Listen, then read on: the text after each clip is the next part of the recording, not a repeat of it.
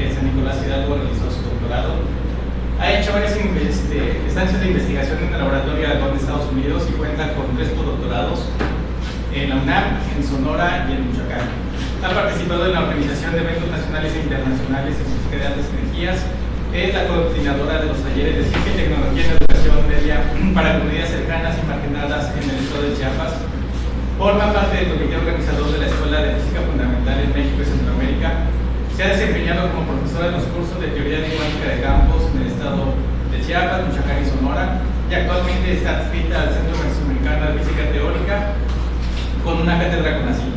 Es nivel 1 en el Sistema Nacional de Investigadores. Su línea de investigación es cosmodinámica cuántica, la física trónica, y su trabajo está enfocado en el confinamiento, procedimiento dinámico de simetría equidal, ecuaciones de Wigner-Dyson y los factores de forma atómicos. Démosle una bienvenida a la doctora Xiomara. Bueno, gracias a todos los que están aquí. Bueno, les voy a platicar de un tema muy interesante hoy y muy apasionante para los que les gusta la física de partículas. Lo nombré QCD, la llave para entender el origen de las masas. La plática la organizé de la siguiente manera.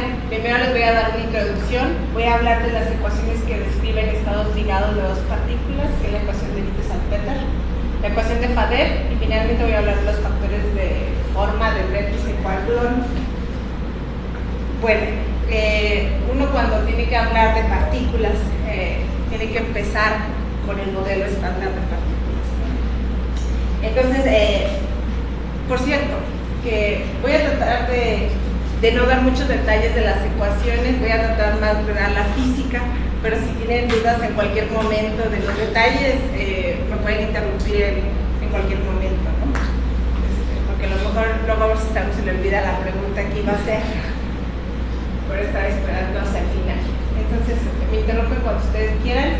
Entonces, el modelo de quarks, el modelo estándar nos dice que hay 6 quarks, hay 6 leptones, hay las partículas que son las mediadoras de la fuerza, y el reciente, pero no tan reciente, detección del bosón de Higgs, que ustedes saben fue detectado el 4 de julio del 2012 y era la pieza que le faltaba al modelo estándar, y ahora ya lo tenemos.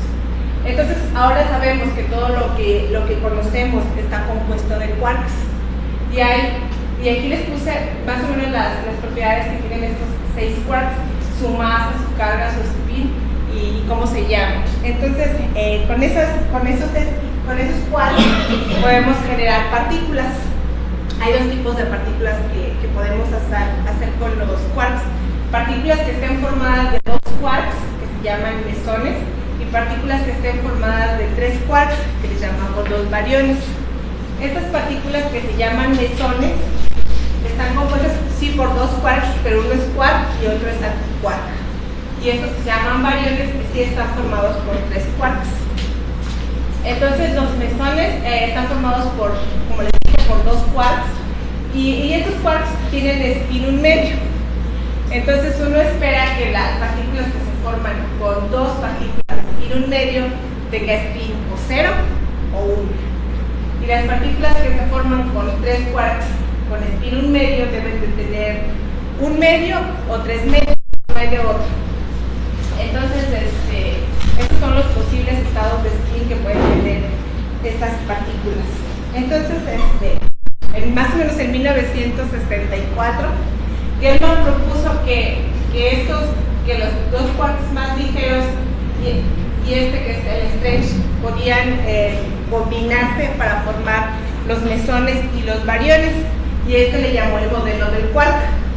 Entonces, con los 3 antiquarks más ligeros y los quarks más ligeros, uno los podía combinar y podía crear todos los mesones que conocemos. Aquí solamente les puse el octeto de bariones. Aquí les puse cómo se llaman, no les puse explícitamente de qué están hechos, pero sí sabemos de qué están hechos. Por ejemplo, el ion está hecho de un quark up y un anti-D, y aquí les puse todas las posibilidades. Entonces, como les dije, los mesones solamente pueden tener spin o 0 o 1.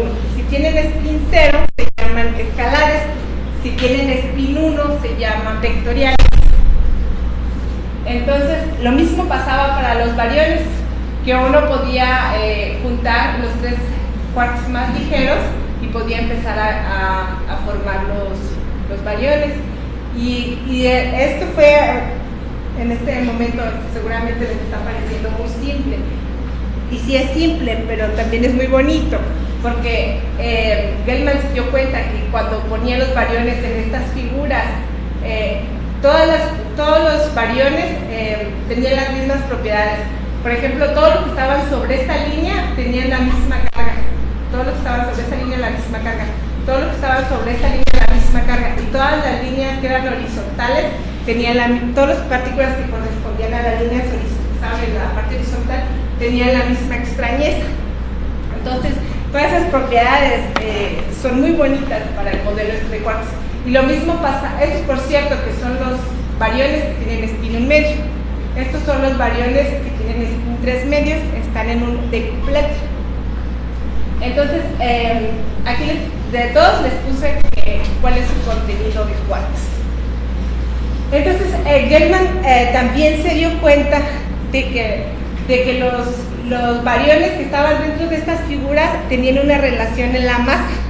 Por ejemplo, la masa de este m delta menos la masa de este m sigma era la misma que la masa de este m sigma menos este m gi. Y la masa de este m gi menos la masa de este era la misma. Entonces, todas las figuras tenían una relación en la masa, tenían una relación en los números cuánticos. Entonces, por eso es tan bonito el modelo, ¿no? Y también lo bonito fue que hasta este momento, en 1964, todavía no se descubría esta partícula, la compuesta por los 3 quarks S. Y entonces él pudo predecir cuál era la masa de esta partícula, porque ya sabía cuáles eran las relaciones. Entonces, lo maravilloso también fue que sí, él lo predijo en 1961, en 1964 lo encontraron. Entonces, el modelo funcionaba bien, pero hasta este momento solamente estábamos hablando de los 3 quarks más ligeros. Más o menos en 1974 se encontró el primer mesón que estaba compuesto de partículas con un quark que es el C. Entonces, se tuvieron que incluir bariones que tuvieran este C, y más tarde en 1976 se descubrió el otro, el P. Y entonces tuvieron que incluir mesones que tuvieran también combinaciones con estos C y con estos B. Y ya se... Sí. Cuando dicen descubrieron los quarks unas como individuales, aquí, ¿realmente cómo le hicieron? Digo, no se puede medir individualmente, ¿no? Ajá. Entonces, ahí cómo le hicieron, como para decir, aquí está el C solamente. No, solamente lo que se detectó fue un mesón que se llama JC y que sabíamos que estaba mucho más pesado que por ejemplo, que los piones. Entonces dijeron que tenía que estar hecho de quarks más pesados que fueran los quarks que estuvieran componiendo a ese barión. Entonces eso fue, casi eran 4 veces más pesado que el protón. Entonces, era mucho más pesado que el ion. Y entonces se detecta, no se ve. Entonces, en este momento, bueno, sí es. Ok, entonces, había que poner estos bariones C, esos quarks C y B dentro del modelo de quarks. Y entonces ya se hicieron estas figuras que son más bonitas. Fíjense que en el primer piso estoy poniendo todos los bariones que solamente están compuestos de U, D y S. En el segundo piso estoy poniendo los que ya tienen solamente un C. Y en el tercer piso los que tienen 2 Cs. Y en el último los que tienen 3 Cs. Entonces, a pesar de que fueron predichos desde 1974, todavía no somos capaces de detectar no hemos sido capaces, ni tampoco los dobles. Ahorita están tratando de verlos en este experimento que el LHC ya dedicó un detector especial para tratar de de encontrar estos bariones compuestos por quarks más pesados. Entonces, de estos, algunos, no todos han sido descubiertos, estos no y este tampoco. Pero todos los ligeros, todos los del primer piso, digamos, ya los tenemos. Entonces es importante para nosotros empezar a predecir la masa de los bariones pesados, porque LHC, y no solo LHC, JLab, experimentos de una colaboración alemana que se llama PANDA, también están buscando las masas de los bariones pesados, también Fermilab. Entonces, el paso que estoy haciendo ahorita y que voy a platicar es cómo calculamos las masas de estos bariones pesados. Pero, bueno, déjenme decirles lo que quería decirles ahorita que preguntó Jorge. Es que siempre lo digo en todas mis pláticas, a lo mejor ya suena un poco trillado, que yo sé que estoy hecha de quarks, pero si sumo la masa de todos los quarks que me componen, eso no va a pesar más de 1 kilo, pero yo peso más de 1 kilo. Entonces, déjenme decirle que toda la masa es extra que está saliendo, es generación dinámica de masas. Miren, la masa de un protón es aproximadamente 1 gigaelectronvolt. Si está compuesta por 3 quarks, yo pensaría que cada uno de los quarks debería pesar aproximadamente 300 megaelectronvolts, pero no es así. Los quarks, cuando los vemos solos, su masa es de aproximadamente 5 megaelectronvolts. Entonces, ¿de dónde viene toda esa masa extra? Eso es lo que queremos saber, ¿no? Sabemos que el mecanismo de Higgs es responsable del 2% de la materia visible, pero lo verdaderamente importante para mí es de dónde viene el otro 98%, cómo se está generando el 98% de la materia que no vemos, que son interacciones entre los quarks que están dentro de los protones. Entonces, si nosotros recordamos nuestros cursos de teoría cuántica de campos, sabemos que una interacción quark-gluon se tiene que ver por medio de un diagrama de Feynman. Entonces, y si nosotros queremos calcular estos diagramas de Feynman, tenemos que usar los propagadores de los quarks, y un propagador de un quark se ve así. Este es un propagador vestido. Si fuera a nivel árbol, quiero que sea al orden más bajo, este f de p sería igual a 1, y aquí este p slash menos, aquí sería la m, que sería la masa del quark. Pero en general esta masa, la que estoy poniendo aquí, no es esta masa del quark solito, es la masa que ya se generó, la masa generada dinámicamente. Entonces, sabemos que esa función de masa la hemos estudiado mucho. ¿A qué se refiere la referencia de este es el artículo que acabamos de hacer, que se acaba de publicar, en el que calculamos los factores de forma de este vértice. Les voy a platicar más adelante qué fue lo que se hizo en este trabajo. Pero ahorita quería decirles que esta masa, la masa generada, es diferente para cada tipo de quark.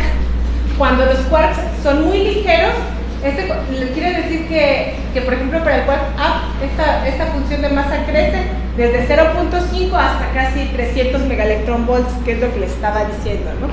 Pero si las partículas están compuestas de quarks pesados, esa función de masa casi no crece, casi no hay generación dinámica de masas para quarks pesados. La generación dinámica de masas se da más para los quarks ligeros. ¿Qué quiero decir con esto? Que si un barión está compuesto de 3 quarks que son pesados, entonces si yo divido la masa de los 3 quarks entre el número de quarks, por ejemplo, un barión está hecho CCC, ese barión lo divido entre 3, más o menos sí me va a dar la masa del barión, pero para los quarks ligeros no pasa. Entonces, esta función de masa es la que nos importa saber por qué está creciendo la masa. Entonces, ahorita les voy a decir más o menos cómo calculamos el vértice quark-gluon, pero primero, como empecé con hadrones, quiero seguir con los hadrones, pero siempre que me refiera a masa, estoy refiriéndome a la masa generada, no a la masa del quark solito. Entonces, como les dije, sigo con los hadrones. Hay bariones, hay mesones. Los mesones su ecuación característica es la ecuación de Vitez-Salpeter. Esta es la ecuación de Vitez-Salpeter. Y para los variones es la ecuación de Faddeev. Esta es la ecuación de Faddeev. Pero si uno quiere ver las interacciones entre quarks y gluones, uno tiene que usar estas que son las ecuaciones de Schwinger-Dyson, que no son más que una torre infinita de funciones de Green que están acopladas. Y para resolverlas nosotros tenemos que truncarlas. Voy a hablar un poco más adelante. Entonces, si yo quiero calcular un estado de 3 o de 2 quarks, voy a empezar con el más fácil, ¿no? Con el de 2. Entonces, la ecuación que describe esto es esta ecuación de Vitez-Salpeter.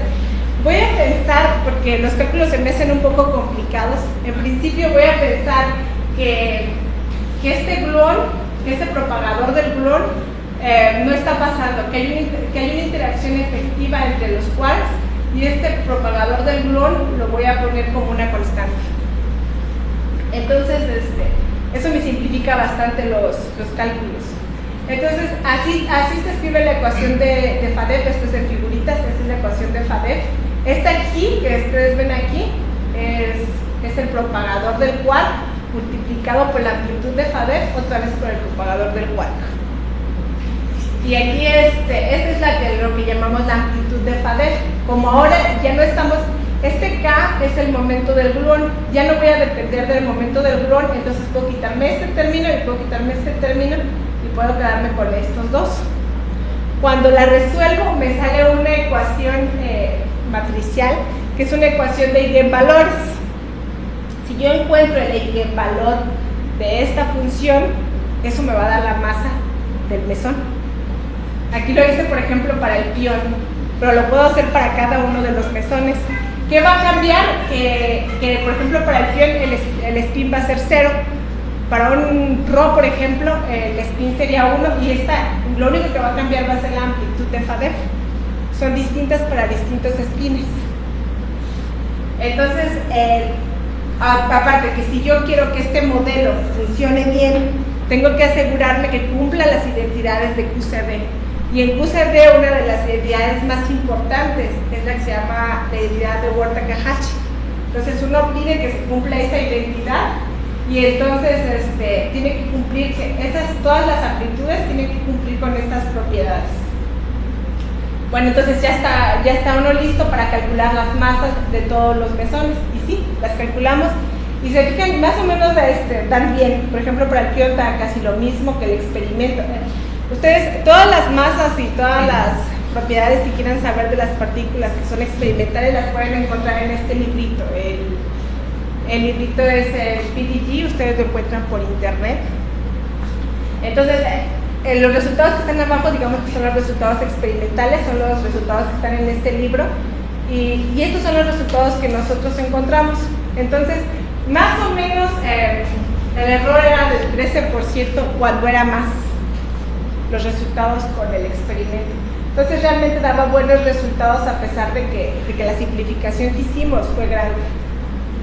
Bueno, entonces, como buen matemático, los físicos también somos buenos matemáticos, entonces dijimos, bueno, ahora tenemos que resolver un problema de un barión que está compuesto por 3 quarks, pero ya resolvimos el problema de 2 quarks, porque ya sabemos cómo se hacen los mesones. Entonces tenemos que ahora resolver 3 quarks. Entonces, ¿cómo le voy a hacer? Entonces voy a decir, pues un barión no está compuesto por 3 quarks, está compuesto por un diquark y un quark. Y entonces ahora ya tengo un problema de 2 cuerpos. Y por este artículo, yo ya sé que cuando haga mis cálculos, solamente voy a tener un 5% de error de las masas que voy a calcular. Pero sí me voy a ahorrar muchos cálculos, porque pasar de un problema de 3 cuerpos a un problema de 2 cuerpos sí es complicado, ¿no? Entonces digo, bueno, ya calculé las masas de los mesones. Para calcular las de los quarks debe de ser muy similar, porque solamente que ahora voy a tener que agregar un factor de color, y es todo lo que voy a hacer. Entonces, una vez que ya tenía calculadas las de los mesones, nada más le agregué, realmente fue agregar un factor de color, que era como un medio, y variaba para distintos mesones. Y entonces dije, bueno, entonces ya nada más le agrego ese factor de color y ya tengo la masa de los diquarks. Por ejemplo, y a cada uno de estos les llamé sus parejas de paridad. Por ejemplo, el del pion era este, el del rho era este, el del sigma era este, y entonces ya los tenía todos. Por cierto, que cuando les dije que siempre que tenía el spin cero se llamaban escalares, axiales o vector axiales, dependiendo de la paridad y el spin. Bueno, entonces, miren, si yo empezaba con el problema de 3 quarks, de un barión compuesto de 3 quarks, tenía que meter 64 estructuras de Dirac a cada diagrama de Feynman. Entonces eso me volvía la cosa muy difícil, pero si yo lo veía como hecho de un quark y un diquark, solo tenía 8 estructuras de Dirac. Entonces no perdía tanto en la masa, realmente perdía un 5% y sí ganaba mucho en los cálculos. Entonces fue lo que hicimos, calculamos los diquarks, y estas son las masas de los diquarks, y abajo están las masas de los mesones que eran sus compañeros. Entonces, acuérdense que los diquarks son una cosa que es puramente matemática, o sea, los diquarks no los podemos ver en el experimento. Lo que podemos ver son los mesones. Entonces, primero la masa de los mesones solo se calcula para ver que podemos obtener valores bien para la masa de los diquarks. Y entonces por eso los calculé y aquí nada más los grafiqué. Si pueden ver, las masas de los diquarks son más grandes que las masas de los mesones. Ok, entonces ahora habría que aplicar ya tenía las masas de los diquarks, ahora sí voy a calcular las masas de los bariones. Esta es la ecuación de Fadev. Ahora, este es el diquark, son dos líneas, ahí están los dos quarks, y este es el quark solito. Y entonces, aquí adentro de este cuadrado rosa, puse todas las interacciones que pueden pasar entre un diquark y un quark. Y este diquark, aquí ahora tengo que usar propagadores de diquarks. Esta es la expresión que tiene un propagador de un diquark. Este es el escalar y este es el propagador del diquark, pero este es el vectorial. Si se fijan, es igualito al que tenemos para los quarks, solamente que aquí lo que está es la masa del diquark, no la masa del quark. Esta es la amplitud de Witten-Salpeter que ya les mostré. Y ahora tenemos que resolver cinco estructuras de Dirac que tienen que ver con que el diquark que estoy poniendo sea escalar o sea vectorial, con los espines, con los isoespines de las partículas que estoy buscando. Entonces, esta es la ecuación de Fadev que les decía, está escrita en términos de estos 5. Y entonces vuelvo a encontrar una ecuación matricial que es una ecuación de eigenvalores. Esa ecuación de eigenvalores, cuando la encuentre, que me dé el eigenvalor igual a 1, eso va a ser la masa del barión. Entonces, pero tengo que saber de qué están hechos esos bariones. Entonces, para eso construyo estas matrices, que son matrices de sabor, para identificar cuáles son los sabores del barión que estoy buscando. Entonces, imagínense, por ejemplo, que tengo un protón. Un protón está compuesto de un quark D y 2 U. Entonces yo puedo pensar que el diquark está formado por estos dos o que el diquark está formado por estos dos. ¿Cómo voy a saber por cuál está formado? Pues tengo que tomar en cuenta todas las posibilidades. Y para tomar en cuenta todas las posibilidades debo hacer esta matriz. Este es que el diquark sea un U y un D y que el solito sea un U y que este diquark, los corchetes significa que sea escalar y las llaves significa que sea vectorial. Entonces aquí en esta matriz meto todas las posibilidades de cómo se agrupan los diquarks con el quark que queda. Y estos términos que están aquí los pongo aquí adentro para saber de qué sabor están hechos. ¿Cómo saben esto? Se multiplican las matrices. Por ejemplo, la TUD con la TUD me va a dar aquí un 1 o un menos raíz de 2. Y este es el factor de sabor que tienen los bariones. Bueno, aquí nomás les puse las expresiones de estas castings que me quedaron, que parecen terribles, pero no lo son, porque uno ya lo puede meter en un programita de matemática y sale rápido, ¿no? Bueno, entonces ya, para los demás podemos hacer exactamente lo mismo para los otros bariones, podemos meter de qué sabores están construidos y podemos calcularlos de la misma manera que esté haciendo una matriz, encontrándole el valor, y esa es la masa. Entonces, si se fijan, estos todos son ligeros. Quiero decir que ninguno tiene un quark ni C ni B. Solamente son los quarks ligeros. Entonces, aquí están graficadas todos las masas de los quarks y los experimentales, ¿no? Los círculos son los resultados que tenemos teóricos y los diamantes son los resultados experimentales. Entonces, más o menos todas las masas van bien. Entonces, ahora lo bonito sería que, de todas maneras, estos ya están descubiertos, ya sabíamos cuáles iban a ser sus masas. Entonces, los verdaderamente interesantes son los que tienen estos quarks C y B. Entonces, había que calcularlos todos. Pero fíjense que estas partículas tenían spin 3 medios. Entonces, el quark que debía yo tener asociado con el quark solo podía ser vectorial, porque si tenía un d-quark con spin 0 y un quark con spin 1, eso no me iba a dar 3 medios. ¿Sí? Entonces tenía que dar, el d-quark que tuviera tenía que tener spin 1 y el quark que me quedaba tenía que tener spin 1 medio, entonces eso sí me daba 3 medios.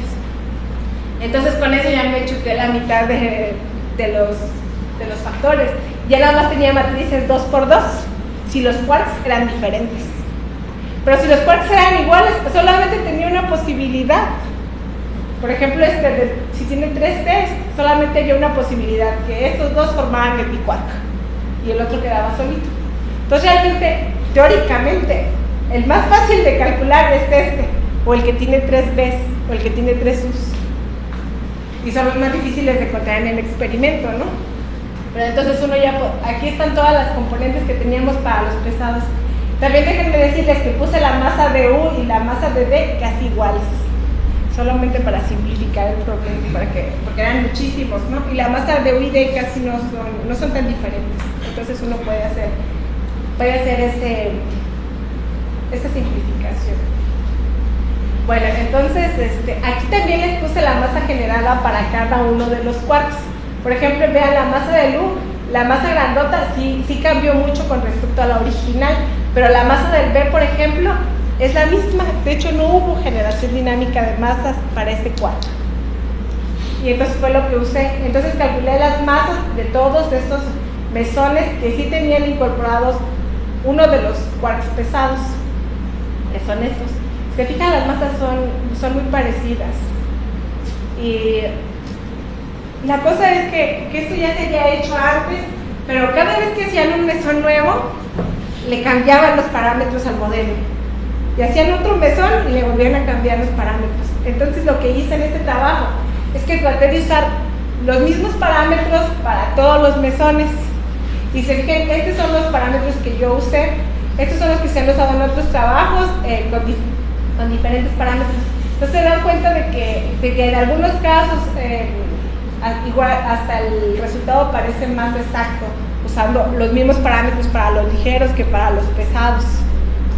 Entonces es una forma de unificar cómo se calculan las masas de los bariones y de los mesones.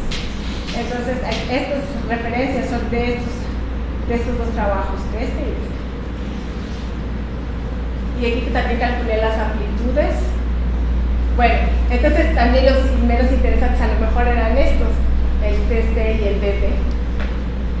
Y entonces los calculé, miren, no los puedo comparar con el experimento porque no hay experimento, pero sí se pueden calcular con otros modelos, por ejemplo que es de un artículo de este año, de 2018, y este que es de Lattice. Entonces se fijan, los resultados son muy parecidos. Y luego ya hay mucho en la literatura de donde uno puede comparar el CC, porque es lo que está ahorita de moda, ¿no? Porque se va a calcular en el experimento. Entonces puse todos los modelitos y luego esta línea azul es el promedio. Y arriba la línea sombreada son 2% arriba y 2% abajo que puede haber de error, ¿no? Entonces este es el resultado usando nuestro modelo. Y si se fijan, está muy cerca del promedio. Y este es para el BB, para el omega B, que también no está tan lejos del promedio. Entonces uno ya puede decir que esa es la masa que uno predice para ese barión, pero pues no lo sabremos hasta que se mida, ¿no? Hasta ahorita podemos solo predecir. Bueno, lo mismo hicimos para los que tenían un solo C o dos Cs o dos Ds y un solo B. ¿Y cómo podía saber que eso va bien? Bueno, pues yo ya sabía del modelo del quark que las masas de una figura se podían relacionar. Entonces, estas masas de los mesones, de los bariones pesados, deben de cumplir esta fórmula, que por cierto fue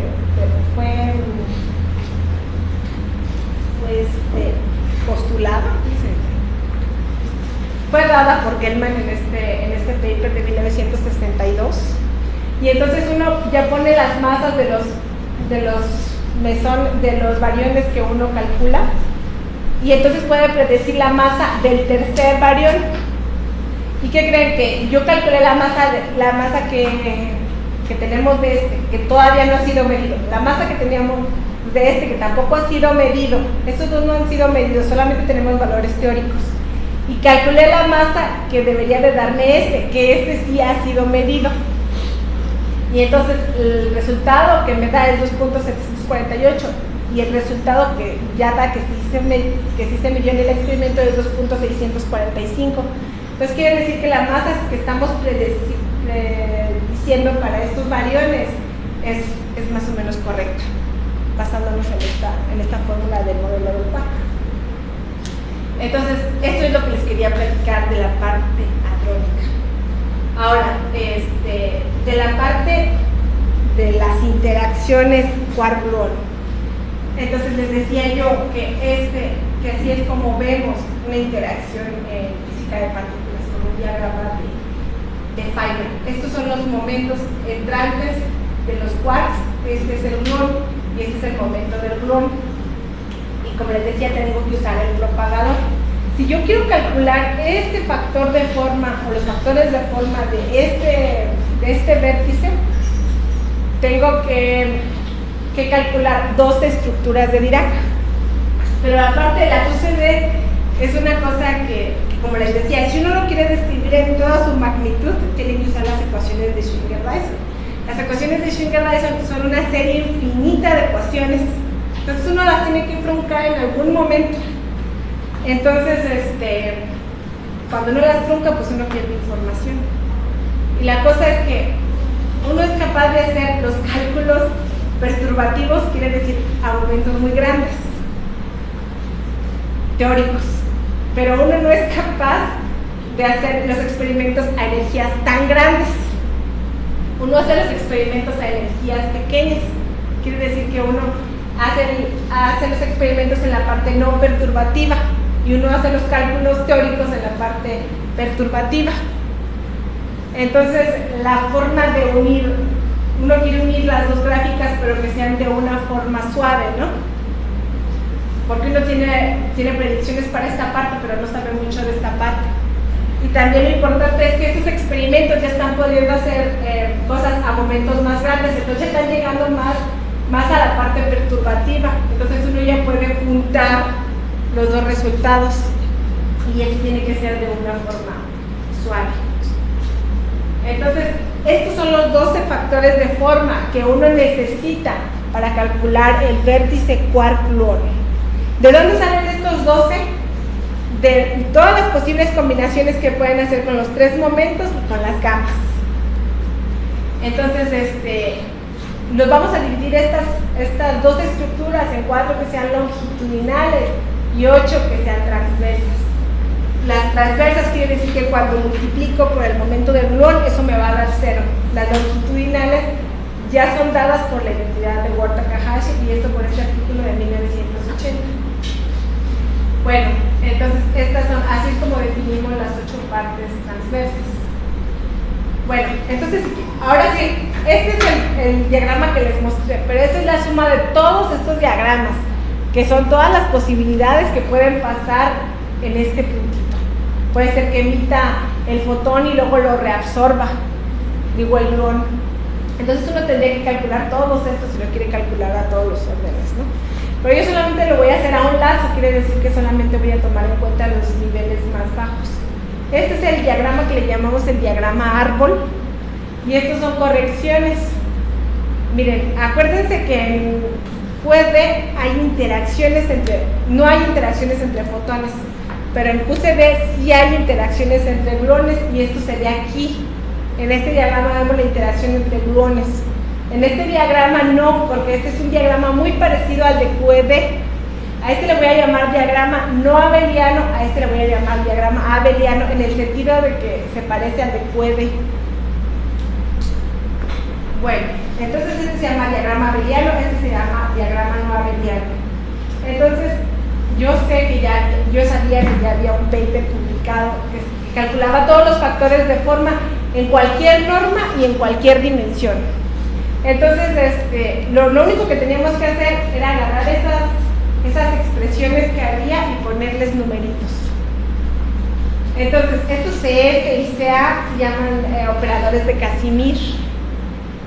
Si N es igual a 3, por ejemplo, quiere decir que solamente hay 3 sabores, CA es igual a 3 y CF creo que es 4/3.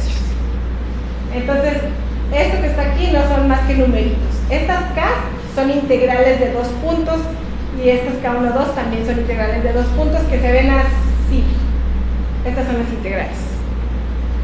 Estas integrales no son tan complicadas, uno las puede hacer en distintos límites, los puede hacer usando parametrización de Feynman. ¿Está haciendo el operador de Casimir contando los sabores? Está contando los sabores. Es el factor de sabor que tenemos ahí. Y entonces aquí tenemos estas integrales, les digo, no son complicadas, estas las puede hacer uno en algún límite o les puede resolver usando parametrización de Feynman. Entonces yo la resolví, por ejemplo, en el límite simétrico, y los resultados que me dieron fue este, que aquí hice la normalización, quiere decir que puse n igual a 4 menos 2 epsilon y hice tender epsilon a 0, porque en 4 dimensiones solito esas me daban divergentes. Entonces tuve que hacer el truco de poner 4 menos 2 epsilon y al final mandar epsilon a 0. Entonces entonces uno ya tiene lo que son las integrales, ya puede meterlas, ya puede meterle números a estos diagramas. Entonces estos fueron los parámetros que usé. ¿Por qué los usé? Porque Lattice también tiene resultados de esto y esos son los parámetros que ellos usan, y yo quería comparar con los resultados de Lattice. Y entonces me di cuenta que lambda 1, que es el primer factor de forma, que al final es el que contribuye más. Miren, cuando lambda 1 para la parte abeliana subía en el infrarrojo, pero para la parte que no era abeliana, para la parte no abeliana sube en el infrarrojo, para la parte que es abeliana se queda casi igual. Entonces, al final, la contribución total tiene que ser la suma de las dos contribuciones. Entonces, se imaginarán que la suma va a subir en el infrarrojo, pero eso es debido al diagrama no abeliano. Y entonces, uno lo hace para distintas masas. Aquí le puse la masa de up, down, straight, sharp y bottom. Entonces, se dan cuenta, ustedes no sé si se dieron cuenta, pero se dan cuenta que esto tiene el mismo comportamiento que esta función de masa, que para los quarks ligeros crece en el infrarrojo, pero para los quarks más pesados crece más poquito. Entonces, uno puede ver aquí ya que el vértice quark-gluon es el responsable de que las masas estén creciendo en el infrarrojo. Pero eso no es el fin de la historia, porque hay otras cantidades que uno tiene que tomar en cuenta también para estos cálculos. Por ejemplo, el propagador del gluón. Tenemos que ver cómo está creciendo el propagador del gluón en estos cálculos, si crece igual o si no crece. Pero por lo menos es un buen indicio que los vértices que los factores de forma del vértice quark-gluon que estén creciendo en el infrarrojo, porque entonces uno sabe que tienen el mismo comportamiento que la generación dinámica de masas. Aparte, déjenme decirles que siempre hubo la controversia entre Lattice y las ecuaciones de Schwinger-Dyson. Lattice decía que lambda 2 tendía a infinito y las ecuaciones de Schwinger-Dyson decían que lambda 2 era finito. Y nosotros en este trabajo vimos que todas las lambdas van a una constante. Entonces no hay controversia ya porque todas van a una constante. En el muy infrarrojo, que es infrarrojo, es muy pequeño del momento. Entonces me fui muy rápido para que tengamos tiempo de que hagan todas las preguntas que tengan hasta el momento. Los factores de forma transversos también todos van a una constante. Los abelianos, los no abelianos, cuando los multiplico por p cuadrada van a 0. Cuando no los multiplico por p cuadrada sí son divergentes. Y eso es todo lo que les quería decir.